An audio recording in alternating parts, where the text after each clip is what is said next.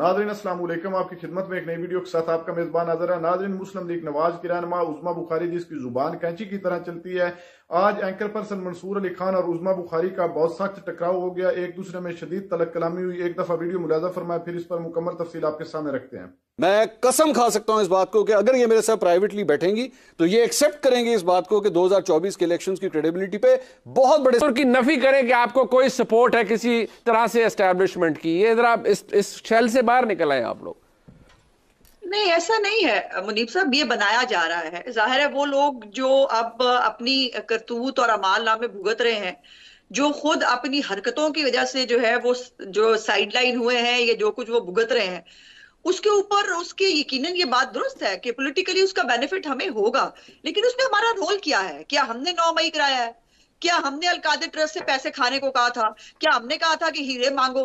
क्या हमने कहा था ज़कात खैरात खाओ, मनी लॉन्ड्रिंग करो मुलाजमों के नाम के ऊपर? और जिनको ये दूसरों को कह रहे हैं ना कि उनको जो है वो करप्शन का ताज बनाना चाहिए, माफ कीजिएगा, जो इमरान खान है ना, उसको तो किस किस तरह के ताज पहनाए जा रहे हैं या उसके ऊपर कौन कौन से ताज सजते हैं, मैं तो वो बता भी नहीं सकती, मैं तो वो कह भी नहीं सकती। लेकिन मैंने मंसूर की बात के ऊपर जो है वो जरूर रिस्पॉन्ड करना है।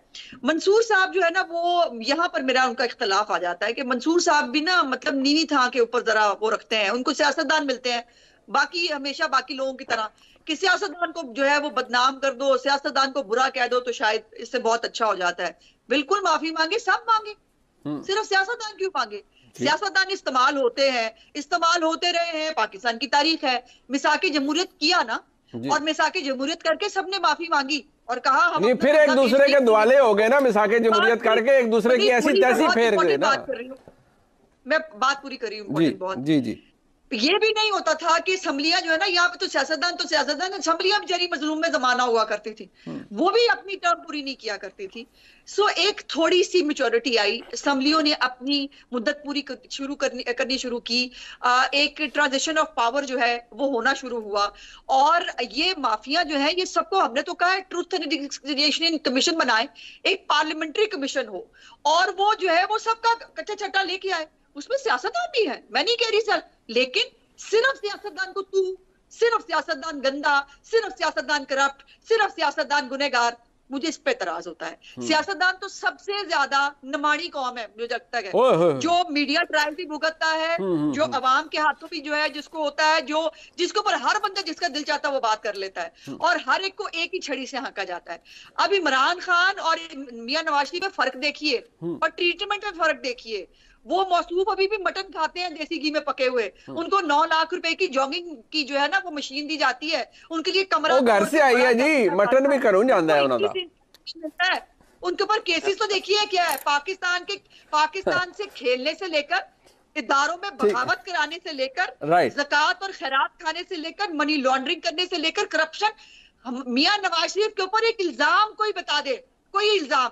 मियां नवाज शरीफ ने हजारों अरबों के जो है वो लगाए जो है मंसूबे। ठीक है, वो आप कहते हैं करप्शन किक बैक नहीं, ठीक है ठीक है। ये कह रहे थे पानी हमेशा नीचे की तरफ जाता है, तो आप भी यही कह रहे थे कि लिस्सी कौम है सियासतदान, आप उनको टारगेट कर रहे थे। मैं सियासतदान ही जो है वो वज़ीर आज़म हाउस के अंदर जाके बैठता है, ना सहाफ़ी बैठता है और ना कोई जनरल बैठता है।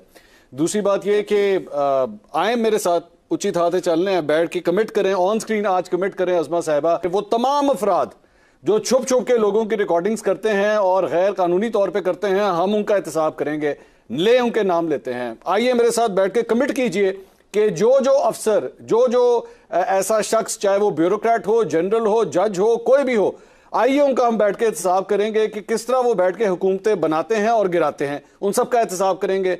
मेरे साथ बैठ के आज कमिट कीजिए सेनेट के अंदर सादिक संजानी के लिए, जब आपके 14 वोट इधर से उधर हो गए थे, आप उसकी तहकीकात करेंगे और उनको उठा के जेलों के अंदर फेंकेंगे, अब पीछे नहीं हटेंगे। मेरे साथ करें आज इस बात की कमिटमेंट कि आप लोग जो वोट को इज्जत दो की बात करते थे, आज वो वोट को इज्जत दो किधर गया है, और जिन जनरलों के नाम जो है वो आपके कायद नवाज शरीफ साहब ने गुजरांवाला के अंदर लिए थे, आप मेरे साथ ये कमिटमेंट कीजिए। मैं सियासतदानों का आज से नाम ही लेना बंद कर देता हूं। सियासतदान का नाम सिर्फ इसलिए लिया जाता है क्योंकि उनको लोग वोट डालते हैं, जब इलेक्शन में आप लोग खड़े होते हैं, आपको वोट डालते हैं, आपसे ये एक्सपेक्ट करते हैं। मैं तो आपकी जो मरियम नवाज साहिबा, उनके साथ जब इंटरव्यू किया था तो मैंने उनसे कहा था कि जी करें कमिटमेंट कि जैसे ही आप हुकूमत में आएंगे तो जनरल बाजवा और जनरल फैज का एहतसाब आप लोग करेंगे। तो उसके बाद खामोशी आ गई। साहब ने लंदन में नाम लिया था, लेकिन जारी बात है फिर शहबाज साहब को एक अर्जेंट फ्लाइट लेनी पड़ गई और उन्होंने कहा भी, हाँ जी, और वो प्रेस कॉन्फ्रेंस की और उसमें उन्होंने कहा कि जी मैं भागा भागा नहीं जाता, मैं जहाज में जाते हैं। और वो शहबाज साहब ने मैं इसलिए अज़मा साहिबा को जहाज में बिठा के लेके जा, हाँ नहीं वो जहाज में वो वाकई ना जाना पड़ जाए। बट एक अज़मा साहब मुझे पता है, मैं जरा लास्ट सेगमेंट है, मैं जरा चाह रहा हूँ इस पे एक बात फैक्ट है कि क्या वाकई ऐसा है कि हमारे मुल्क में हकीकी इक़्तिदार को हासिल नहीं कर सकता जब तक उसको कबूलियत का फैक्टर ना हासिल हो, और खास तौर पर एस्टैब्लिशमेंट की जानिब से ये एक फैक्टर है। Is it a ground reality? There is no denying the fact, there is no, लेकिन प्रॉब्लम ये है कि जब ये कबूलियत आती है तो तमाम वो चीजें जिसमें जब ये कबूल नहीं होते और जिसमें उस वक्त ये आवाज उठाते हैं उसकी तरफ से आंखें फेर ली जाती हैं। ये लाकानूनियत, ये जानते हैं इस बात को, इलेक्शंस की क्रेडिबिलिटी में सवेर सवालिया निशानात हैं। अज़मा साहिबा जानती हैं इस बात को, मैं कसम खा सकता हूं इस बात को कि अगर ये मेरे साथ प्राइवेटली बैठेंगी तो ये एक्सेप्ट करेंगी इस बात को कि 2024 के इलेक्शंस की क्रेडिबिलिटी पे बहुत बड़े सवालिया, बट दे विल नॉट से इट ऑन पब्लिक, अभी भी नहीं कहेंगी, नहीं कहेंगी। बट एक बात, क्या अज़मा बुखारी साहिबा 2024 का इंतखाब 2018 के इंतखाब से बेहतर? बिल्कुल, ये कतई तौर पर, अच्छा मेरा ये एक वो है कि बहुत कोई इंटरनल पार्टी की बात हो तो वो मैं जाहिर है पब्लिकली और प्राइवेटली शायद मुख्तलिफ होती है, लेकिन जो प्रिंसिपल चीजें हैं वो मेरी कभी भी पब्लिक प्राइवेटली मुख्तलिफ नहीं होती। पहली तो बात ये है कि 2024 का इलेक्शन अगर सिर्फ इसलिए क्रेडिबल है कि इमरान खान को और उसके जितने दहशतगर्द विंग है जो उसका, उनको खुली छुट्टी दे दी जाए, तो आई एम सॉरी, ये तो नहीं हो सकता ना, ये नहीं होगा। और क्या हमारे लिए जब 2018 को जो है उसमें 13 जुलाई को मियां साहब को जो है 9 जुलाई को सजा सुनाई जाती है, 13 जुलाई को वो आकर बेटी समेत अरेस्ट हो जाते हैं और हमें 25 जुलाई को इलेक्शन लड़ना होता है।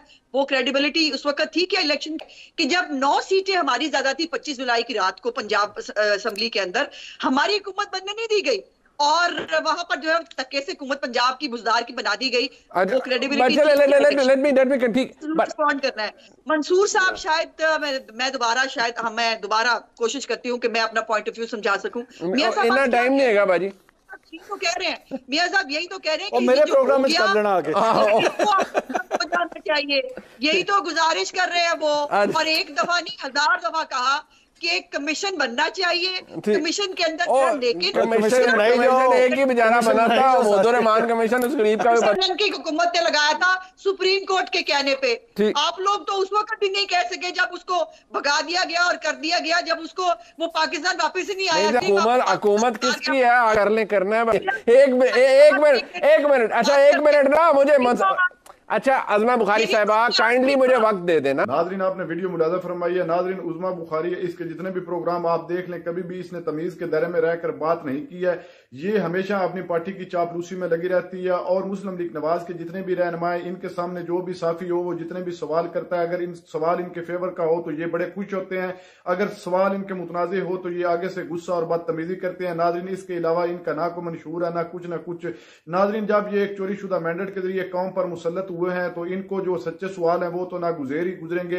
नाजरीन ये पार्टी ही एक जालिमों की है। इस पार्टी में जितने भी लोग हैं वो सारे चोर हैं और चोरीशुदा मैंडेट के जरिए कौम पर मुसल्लत हो गए। और नाजरीन देख लें, उज़मा बुखारी को ही देख लें कि मुसलसल इनके जितने भी रहनुमा इस समेत ये 2018 का ही रोना रोते रहते हैं। 2024 में जो अभी इलेक्शन हुआ है इसको भी कहते हैं कि ये इलेक्शन 2018 में भी इसी तरह हुआ था। तो इससे साफ नजर तो ये आ रहा है कि 2024 में भी धांधली जो है वो दबा के की गई है। नाजरीन ये अपना इतराफ कर रहे हैं, लेकिन मुसलसल इमरान खान को टारगेट करने में लगे रहते हैं। हुकूमत में आने से पहले भी इनका यही काम था और अब हुकूमत अगर इनको मिल गई है तो अभी भी इनका वही काम है। ना इनके पास कोई मंशूर है, सिर्फ और सिर्फ ये इमरान खान के पीछे हाथ धोकर पड़े हैं। इनके जितने भी रहनुमा, राना सनाउल्लाह भी धमकियां दे रहा है और उज़मा बुखारी इसमें तो तमीज हया नाम की चीज ही नहीं है कि मैं एक औरत हूं और मजहब इस्लाम में औरत का क्या मकाम है इसको थोड़ा सा भी पता नहीं है। ये हर प्रोग्राम में बैठकर इस तरह शुरू हो जाती है, कैंची की तरह जुबान चलाना शुरू कर देती है। ये नहीं देखती कि मैं एक लाइव प्रोग्राम में बैठी हूं और दुनिया मुझे देख रही है। नाजरीन जब तक इस तरह के चेहरे इस कौम पर मुसल्लत रहेंगे तो ये मुल्क कभी तरक्की नहीं कर सकता। जिनके अंदर तमीज और सेंस नाम की चीज ही नहीं है, जिनको बोलने का तरीका ही नहीं है कि किस तरह लाइव प्रोग्राम में बैठकर बात की जाती है, तो फिर ये हमें ख्वाब सुहाने दिखाते हैं कि हम मुल्क को खुशहाल और तरक्की याफ्ता बनाएंगे। नाजरीन आपने वीडियो मुलाजा फरमाई, इस वीडियो के बारे में आपकी क्या राय है? क्या मंसूर अली खान ने उज़मा बुखारी के साथ ठीक किया या गलत? वीडियो के कमेंट सेक्शन में अपनी कीमती राय लाजमी दीजिए और अगली वीडियो तक अपने मेजबान को दीजिए इजाजत। अल्लाह हाफिज।